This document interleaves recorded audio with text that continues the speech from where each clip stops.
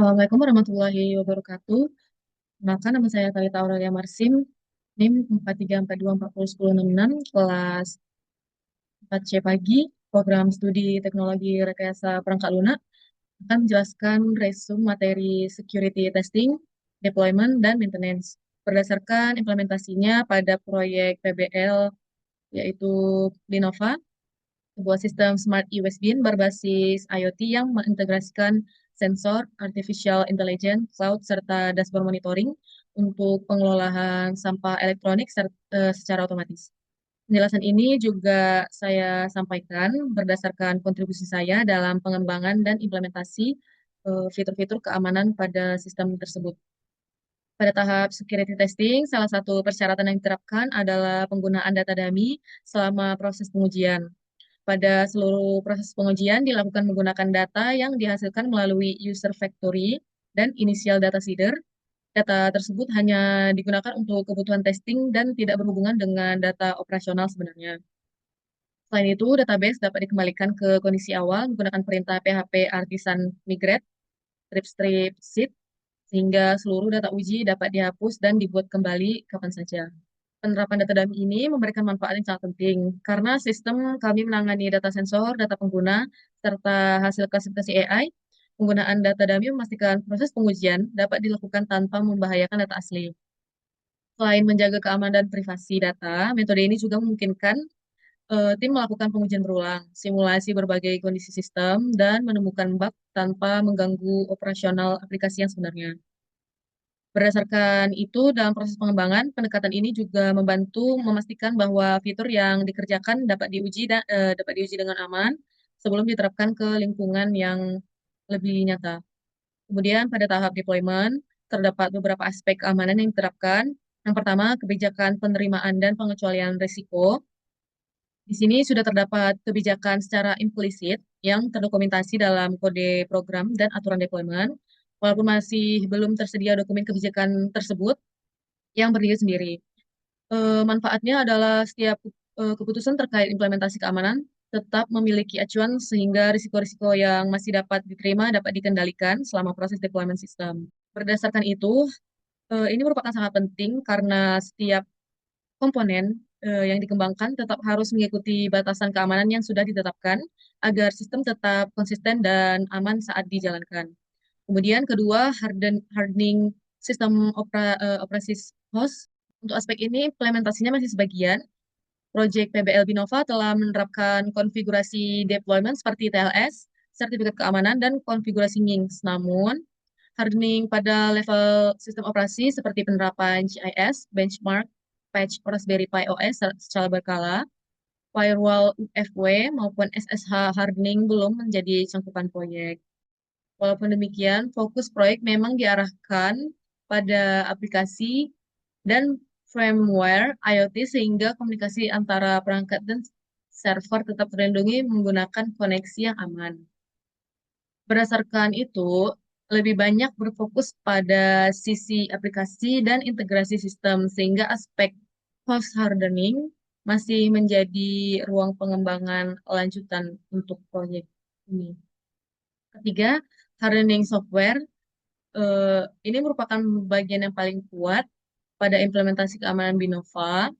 Sistem ini menerapkan beberapa konfigurasi keamanan secara default, antara lain seperti JWT Access Token yang berlaku selama 15 menit dan refresh token selama 7 hari.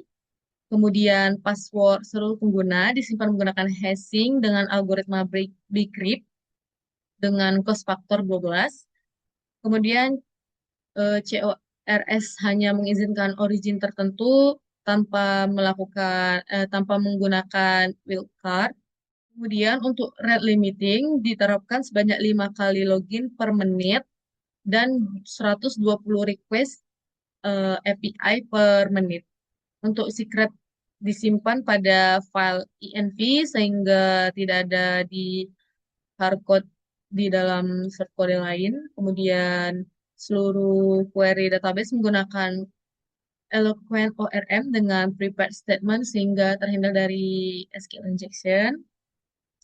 Kemudian mode produksi menggunakan app debug sama dengan false agar informasi sensitif tidak ditampilkan. Dan terakhir seluruh data sensor seperti DHT11, HCSR04, dan MQ8 divalidasi sebelum diproses. Penerapan hardening software ini memberikan dampak yang sangat besar terhadap keamanan proyek Binova. Risiko serangan seperti SQL injection, pencurian password, brute force, maupun manipulasi data sensor dapat diminimalkan sehingga sistem menjadi lebih aman, stabil ketika digunakan untuk monitoring smart grid secara real time. Kemudian penerapan mekanisme ini juga membantu memastikan fitur yang tetap berada di dalam lingkungan sistem yang terlindungi dan sesuai standar keamanan. Tahap terakhir yaitu maintenance atau pemeliharaan sistem. Pertama, pemantauan berkelanjutan. Di sini Binova telah menerapkan monitoring secara terus-menerus pada berbagai komponen sistem, seperti audit service mencatat aktivitas, pengguna seperti login, logout, create, update, delete secara real time. Kemudian sensor validation service memantau seluruh data sensor dan mendeteksi anomali secara otomatis. Dashboard juga selalu menampilkan kondisi setiap bin secara real time, sementara GitHub Action membantu memantau kualitas software setiap terjadi perubahan kode.